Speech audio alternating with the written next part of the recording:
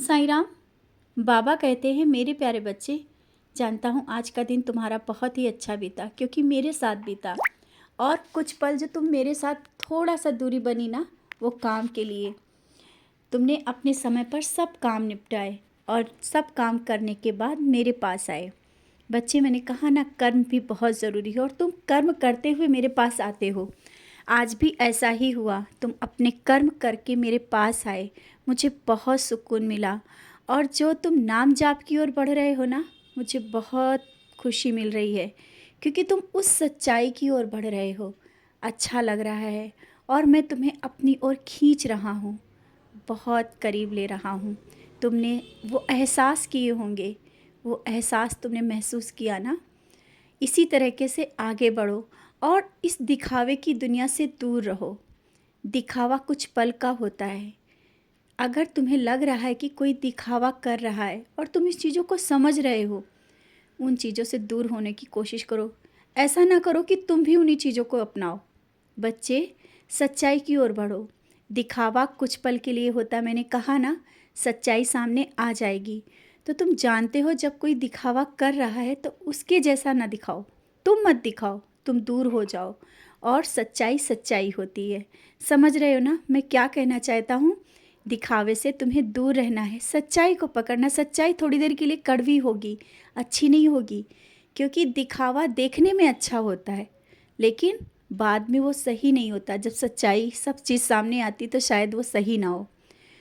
तो तुम सच्चाई के साथ, सादगी के साथ आगे बढ़ो, क्योंकि जिस सच्चाई से और सादगी से तुम आगे बढ़ रहे हो, भले ही वो लोगों को ना समझ में आ रहा हो।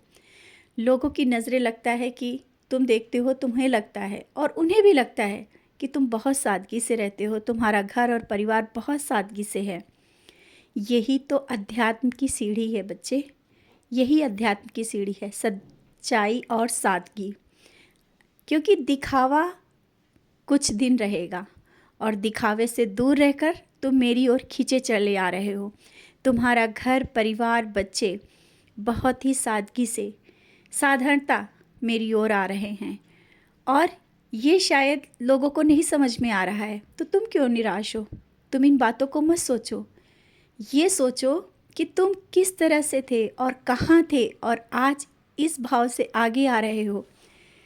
कोई क्या कर रहा है, कैसा कर रहा है, उन बातों को छोड़ो। तुम मेरे बहुत करीब हो और आज के दिन तुम मेरे बहुत करीब बैठे।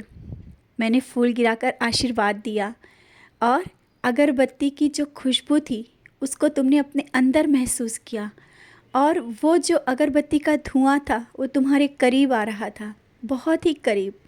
तुम बहुत ही करीब उसके थे और उसकी महक बार बार तुम्हें बहुत ही मुझे करीब खींच रही थी। तुम्हें ऐसा लग रहा था कि तुम बहुत ही करीब हो मेरे। हाँ, मैं करीब था तुम्हारे, बहुत ही करीब। इसी तरीके से अच्छे कर्म करो। सच्चरित पढ़ना ना भूलो, सच्चरित पढ़ो। जिस तरह से सच्चरित का अध्याय पढ़ते हो और समझते हो, समझते हुए आगे बढ़ रहे हो, एक एक शब्दों को अपनाते हो, यही चीज़ें तुम्हारी बहुत ही अच्छी हैं। और आज तुमने बहुत करीब से आकर के कुछ मुझसे बोला है, मांगा है। शायद वो बहुत दिनों से उन चीज़ों को मांग रहे हो।